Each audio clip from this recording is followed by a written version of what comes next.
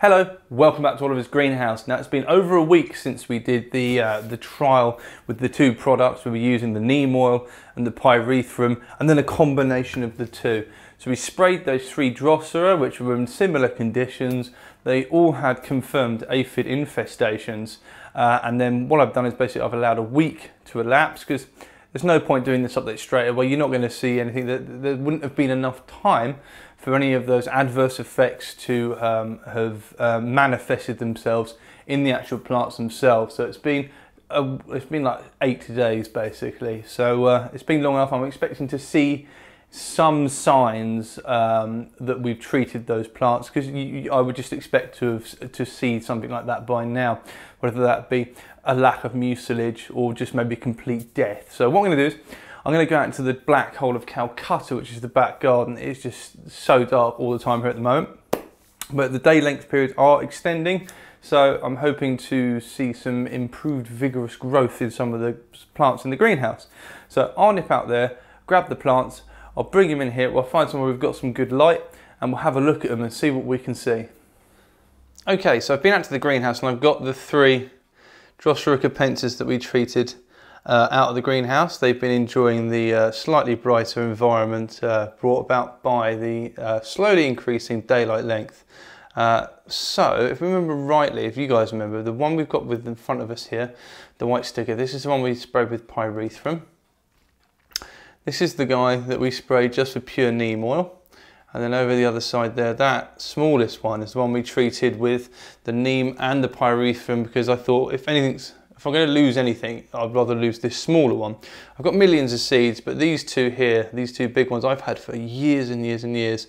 And I'm sort of sentimentally attached to them, and the last thing I wanted to do was lose these 2. And also because they were so well established, I figured that if any of them were going to be able to tolerate a bit of mistreatment, it was going to be these guys. So they were all affected by aphids.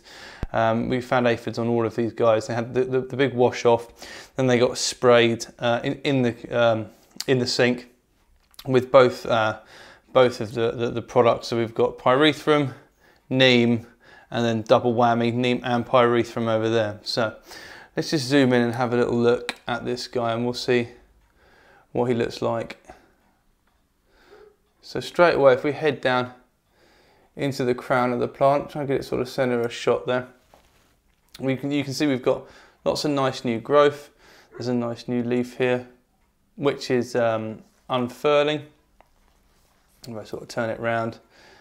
So we've got lots of new growth. We've got some nice fresh mucilage on some of these leaves, these sticky tentacles. So all in all, it's showing good growth response. We've got lots of active growth from the plant, despite being sprayed with the pyrethrum. The camera's gone a bit mental now, as it's going to try and focus on the nearest tentacle possible, despite being ridiculously small. There we go, that's a bit better. What I would say is that, as an observation, if we pan out slightly and pan down, what I have noticed, there's definitely been some burn to the leaves. See if I can focus in on that. There we go. So if you notice there's that brown tinge, there's no mucilage on these leaves at all. They've got brown tips, they've curled up. It's quite apparent to me that, and this is uniform, this is across the whole plant, so right over the back there as well, we can see there's some leaves there that have also browned off, and again here and here as well. So what I gather, or my conclusion from that, is that the pyrethrum has burnt these leaves to the point where the glands are no longer able to secrete any more mucilage, which obviously is, and these are very tender plants. These, you will know whether or not you clip these things with anything that they don't like, such as a herbicide or even neem oil. If it's too bright, neem oil will have a bad effect on these. You'll see a lack of mucilage. I mean, these tentacles are completely dry, there's nothing on there at all, and they're browned and curled. But that side, we've got a nice lot of new growth coming from the centre of the plant. So the next plant, this is the next plant along, this is the one we treated with just the neem oil. And what can I say about this one? Well, if we zoom in and have a look at the centre of the plant here, we've got a similar sort of story again. We've got lots of nice new growth, lots of fresh tentacles with fresh mucilage on them, and the rosette of the plant right the way down there, there's loads and loads of new growth emerging from it. So this seems to have suffered, in my opinion, this one seems to have suffered the ill effects of being treated much less than the one that was treated with pyrethrum. Yes, we've got some tentacles which are browned here, but we've got some older tentacles here which would have been hit with the neem oil, which are completely fine. And again over here as well. In fact, despite being old and they were ravaged by aphids, these have actually got mucilage on them. And again here, so these were all pre-existing the spraying. We've got some which have browned off, but this is just how they die off anyway. And again over the back here, we've got some mucilage left on this old tentacle as well where my finger is. So the neem oil has definitely, in my opinion, had less of an impact on the biological function of this plant. It hasn't stressed it quite as much, and the regrowth we've got, I would say, is at a more advanced stage than what I'm seeing on the one that's been treated with pyrethrum.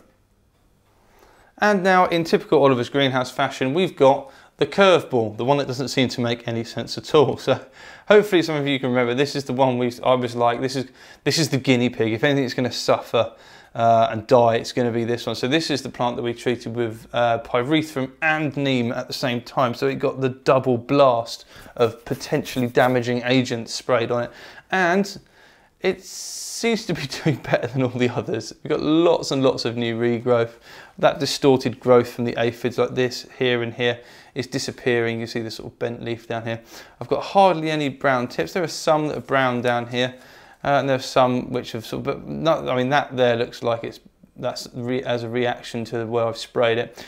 But all in all, this seems to have suffered less than the bigger ones. I'm not entirely sure why that is, considering this one got treated with both of the products. It seems to have suffered less. There's loads of new growth on it. It seems to have very good vitality.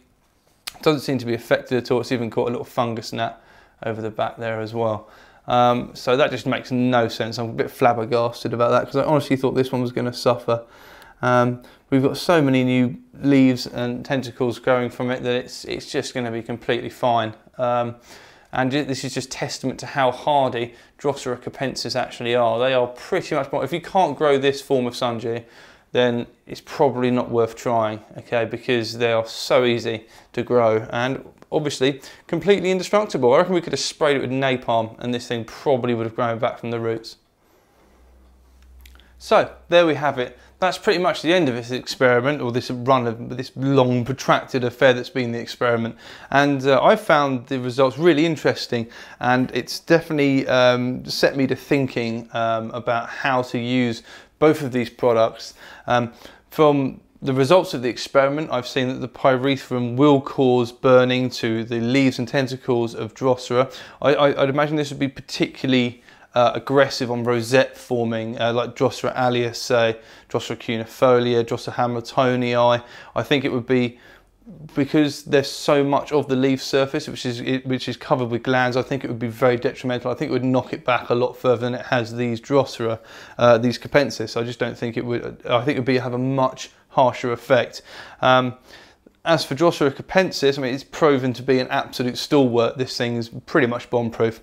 We've treated both of them and one of them with exactly the same product twice over, and they have survived. They're growing back. We've got lots of new growth, and more importantly, they're completely aphid-free, as is, fingers crossed, the whole greenhouse, because I've checked everything over. I can't find them anywhere. I had a little bit of an outbreak on some of my masdevallia.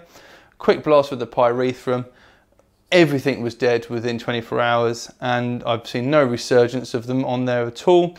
And it seems to have had no impact on them either.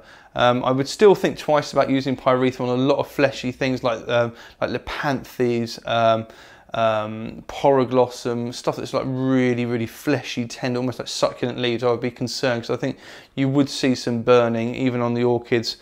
Though in hindsight, if it was going to hurt anything, it was going to be the Drosera. It's going to be these fleshy vascular plants. And to be honest, as a last ditch attempt, a last ditch sort of like roll of the dice, I think the minimal damage that it's caused to this plant will be offset by it being aphid free and able to grow normally without deformed leaves, so we can feed it and encourage it, and it will soon recover, especially these guys. So that's where I'm at with that experiment. Really, it's been a good one. I found it really interesting, and it was a complete, I had no idea what was going to happen, so it's been a complete, as much of a surprise for you guys as it has been for me. So yeah, that's the end of that really. Thanks for sticking with us, and I hope you've taken something away from that. Obviously I'm not responsible for anyone nuking their plants with either of these products. To round up, neem as a deterrent, it's an excellent way of perturbing vascular sucking insects away from your plants, but it's certainly not the knockout blow.